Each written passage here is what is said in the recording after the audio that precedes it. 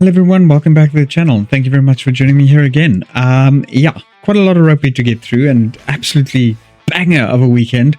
As we, talking about the Springboks going up against Argentina on the 8th of August, that was played in Buenos Aires.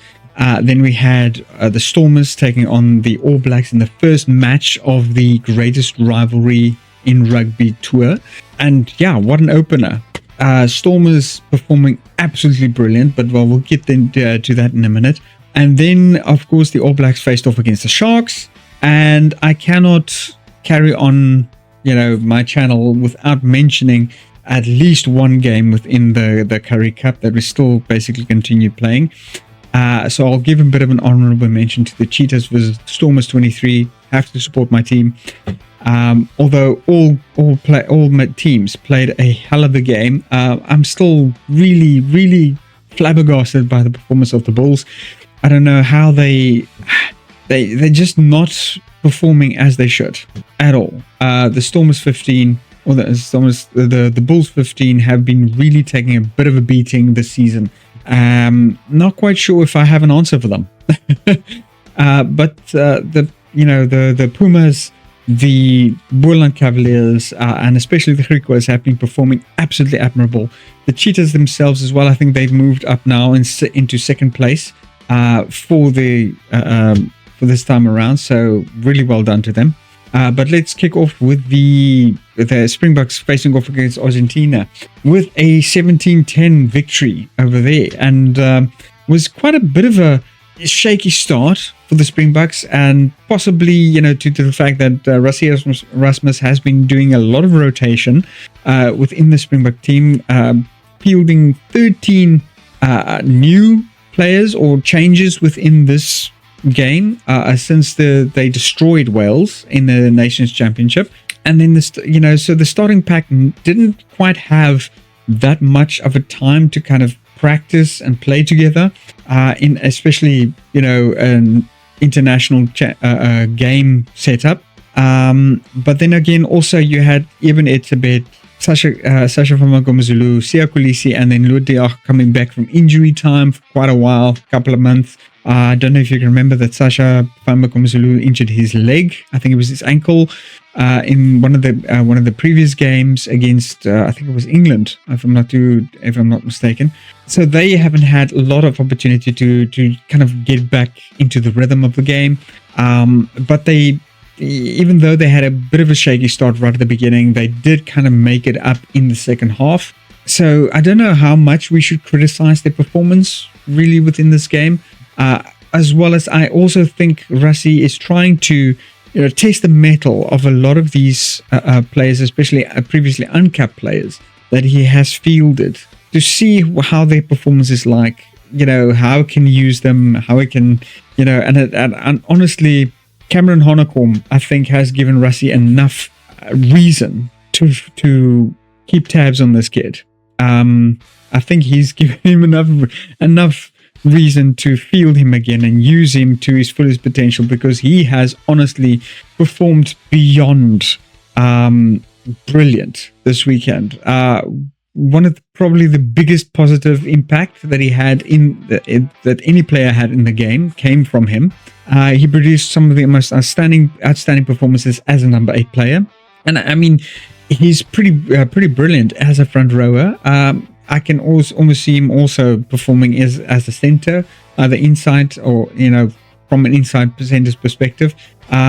If I say Andre Esterhuizen would be getting injured or whatever, I think Cameron Honeycomb himself, as such a versatile player, could step into that position and perform really great. His work rate and physicality was crucial within this game. It was just absolutely brilliant, as he was always there at the breakdown, always just harassing the Argentinians, keep sort of interrupting their attacks, producing some dramatic equalizer performances, and making himself impossible to ignore, I think, for Rassi and any opponent that kind of faces him. He's made quite a few crucial line breaks, very strong carries, that has put the Argentinians on absolute scramble defenses. But brilliant. I mean, the Argentinians themselves performed really well, with their defense, especially. Unfortunately, couldn't keep the I think 3 tries from the Springboks at bay. So honestly, brilliant performance. I think the Argentinians can walk away from this from that game really proud of themselves. And they can't hang their heads. Honestly, I mean, they came this close to actually equalizing the score to walk away with a draw. But I'll speak about that in a minute or so. Siya Kolisi left the field, unfortunately, with the problem with his recurring hamstring that he has been suffering with now for the last couple of games.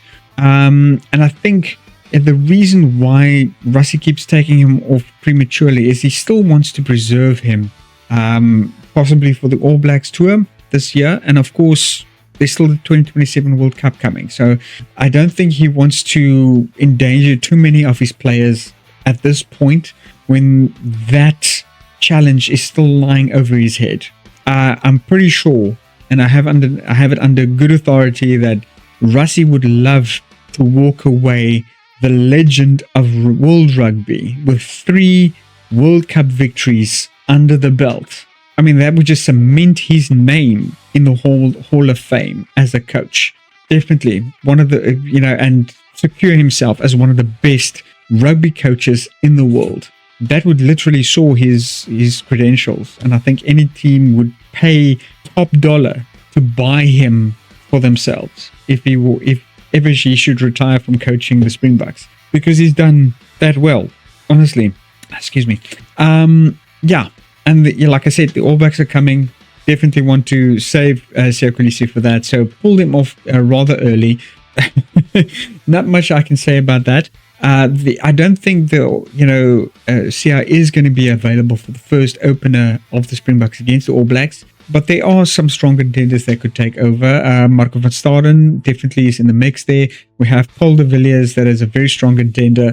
Did very well in the game against England and Scotland. I think he won man of the match with Scotland. And then, of course, we have Deon Fourie that was now called up. And a lot of people believe that this was to kind of fill in for Siya Kolisi, still recovering from the hamstring injury. So I hope Deon Fourie is not having too many trouble with that shoulder of his, that we saw him go off in the game against the All Blacks this weekend. So definitely something to look on for. The All Blacks definitely will be watching this game, or they would have watched this game to see exactly where the Springboks' weaknesses lie. There are 4 games coming. They would want to study this definitely very well. But I'm also very convinced that on the flip side, Rassie Erasmus was definitely watching the games against the Sharks and against the Stormers, trying to look at where the All Blacks' weaknesses are lying and where he can focus his boys and their expertise on where they could capitalize on their weaknesses and hopefully win 4-0 in this tour. So definitely something exciting to look forward to. Then of course we have the I also just want to mention that something that the All Blacks will definitely be looking at would be the aerial battles, where they would definitely be shining against South Africa, and of course attacking South Africa's rhythm right from the beginning, trying to disrupt it, especially the attack rhythm. The defensive if South Africa solidify the defense, and then looking for gaps within the New Zealand defensive lines, especially if they could practice a bit more of the in-contact offloads, I think they would definitely have a massive chance against the All Blacks. Because as we've seen in this weekend's game against the Stormers, that would probably be a bit of a weakness for the All Blacks. The whole strategy of basically offloading within contact, creating the gaps within their defensive lines for a player to basically make a break and go get some points on the board, like we saw with Siabele Sonatla. And the handling under pressure. I don't think the All Blacks should focus there too much, because South Africa, even with a lot of new players and a lot of inexperienced players within their team, they do handle the pressure quite well. But yeah, definitely something to look forward to there.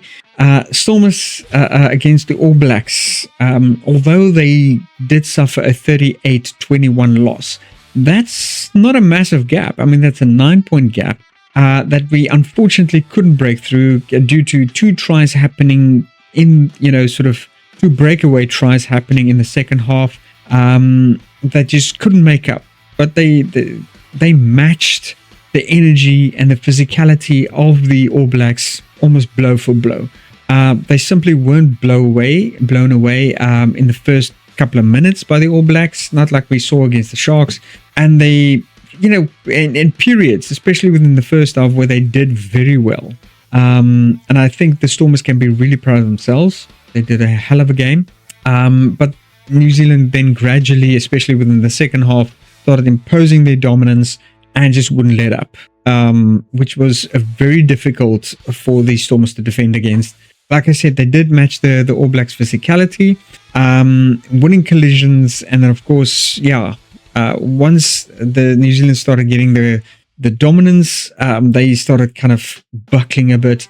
But I do believe that's, due to a lot of the players that's fairly inexperienced within the Stormers team, in the Stormers side, but also due to the injury and early loss of Dion Fourie and Imad Khan. Imad Khan, of course, coming down on his ankle quite badly. I'm not too sure how that's going to play out for him, but Dion Fourie constantly, I think about 2 or 3 times, he had to, sort of go down on the field, having the EMTs come in to look at him at the shoulder as well. So I'm hoping that's not going to be too much of a problem against the All Blacks, as it did seem to be bothering him in this game quite a bit. But the All Blacks did eventually gain the dominance, especially within the contact areas, the cleanouts, the defensive line speeds, and of course the mauls and the scrums, where they, a massive advantage of the Stormers eventually, and also with the attacking speed, the fast ball hand, the fast ball movements, really quick hands is something that is one of their strengths. And I think the Springboks are definitely going to have to look out for that. They're going to have to really solidify their defense if they're going to have any hope of beating the All Blacks. I think that is pretty crucial there. And also, obviously, focus on the breakdowns, being quicker at the breakdowns, maybe focusing on some really good attacking strategies as well. I wouldn't be going for the high balls, as it seems like the All Blacks are handling that pretty well. Contesting the ball in the air. And of course, at the breakdowns, we're going to need to be a lot quicker. Cameron Hanekom will definitely come in very handy there. And especially also, I think Kubus Visa, who's a pretty, turns out to be a huge asset to the Springboks, especially as an enforcer, could possibly step into Ibn Itzebet's shoes once he retires. But the Stormers, did they create enough sort of attacks, pressure onto the All Blacks? I think they did, but eventually, I don't know if it was due to sort of inexperience or what it was, but eventually they kind of like they ran out of steam, especially when it came to the attacks and all of that. They did try their best, but unfortunately, I think trying to focus a bit more on the high balls and trying to focus more on attacking, they did start lacking in the defensive the department, leading through 2 extra tries in the second half where the All Blacks just broke away from them.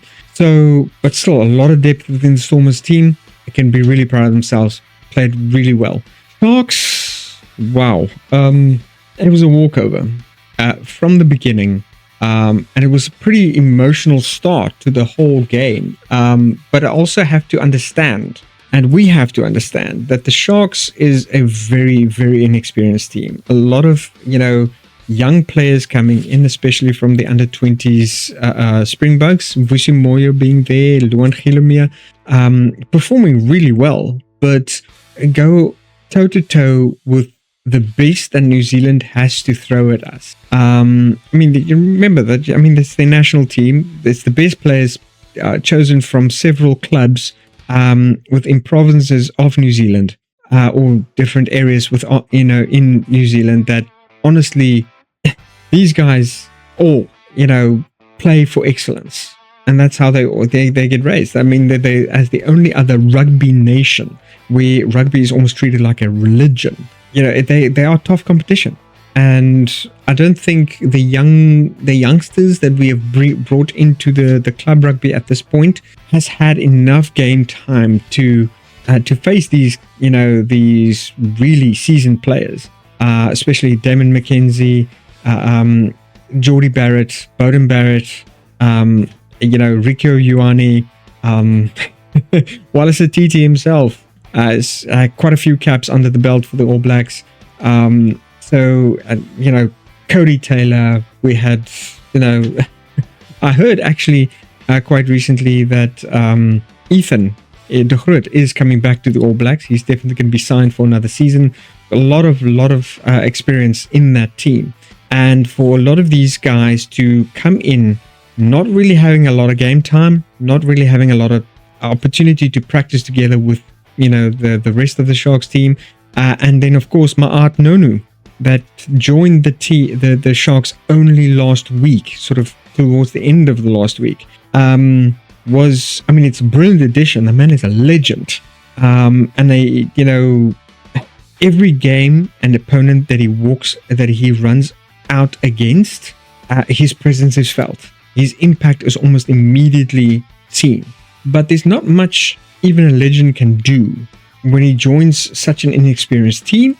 And of course, when he is only brought on in the dying moments of the game. I think he only came on about 8 minutes before the final whistle. Excuse me. So yeah, not much he can do. But honestly, the most emotional part of the game was right at the beginning. New Zealand performing their haka, challenging, laying down the challenge to the Sharks. And as soon as they're done, out walks Nonu, prepares himself, puts himself in front of the All Blacks and performs his own haka, meeting their challenge, supported by the Sharks behind him. And wow, it was a sight to behold. It was just absolutely beautiful. I didn't watch it. I only came in a bit later in the game. I haven't watched it, from the start. I'm probably going to watch it a bit later, but I have seen a few clips here and there. I haven't seen the whole thing, so definitely I'm going to watch that game again at some point, and definitely I'm going to be watching out for that, because that's probably going to be one for the legend books. Honestly, I think if all in all is done, that is probably going to be the scene that people are going to be remembering the most of this All Blacks tour to South Africa, honestly.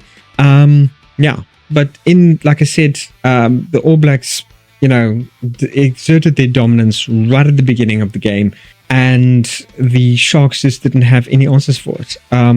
Scoring 2 tries already right at the beginning, within the first half. Going into halftime, we're 14-0 up.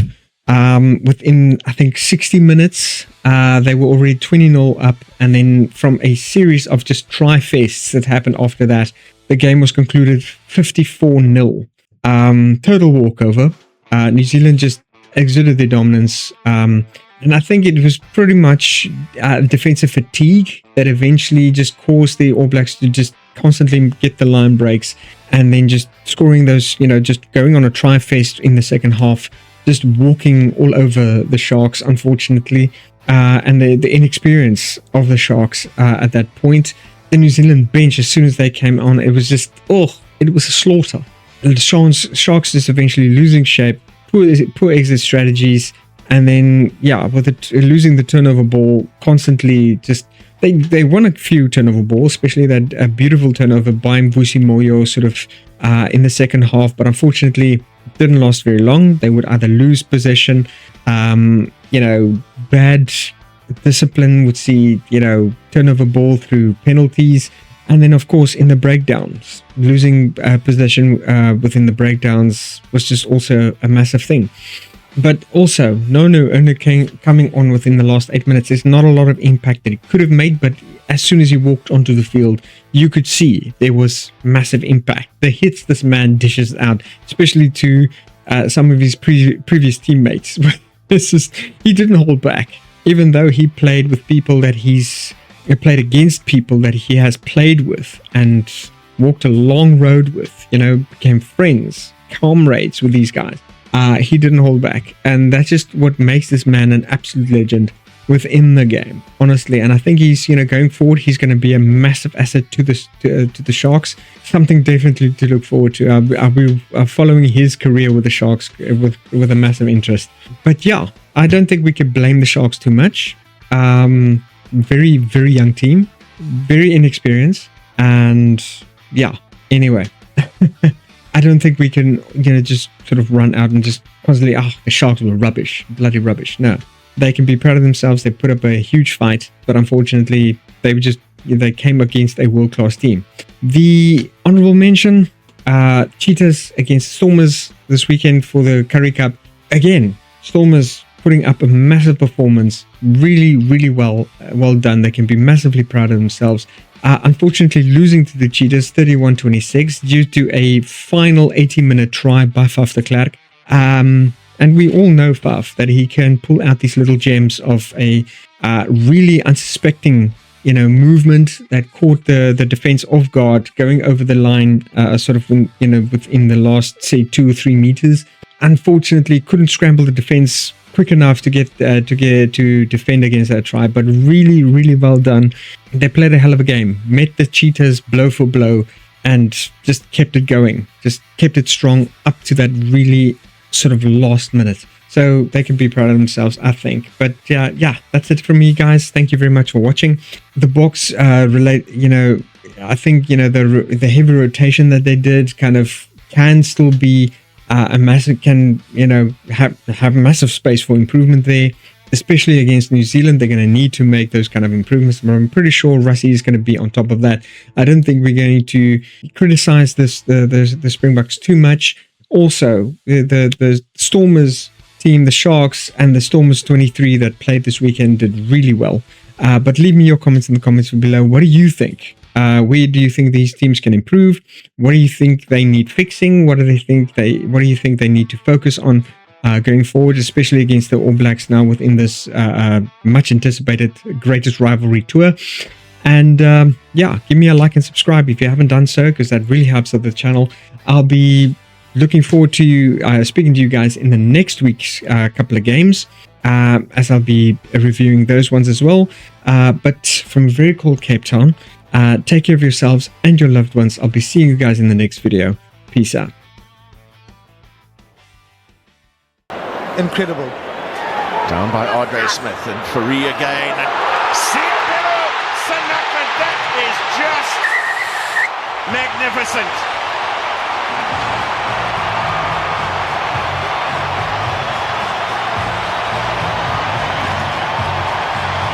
Siabelo Sanaka doing what he does best. A dummy more from the Stormers. That man again, John Fourie, picture perfect pass, and no one was going to stop Siabelo Sanaka.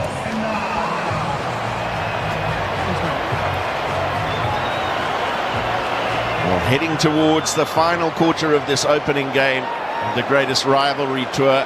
And Yakin Ahmed just letting the shot clock run down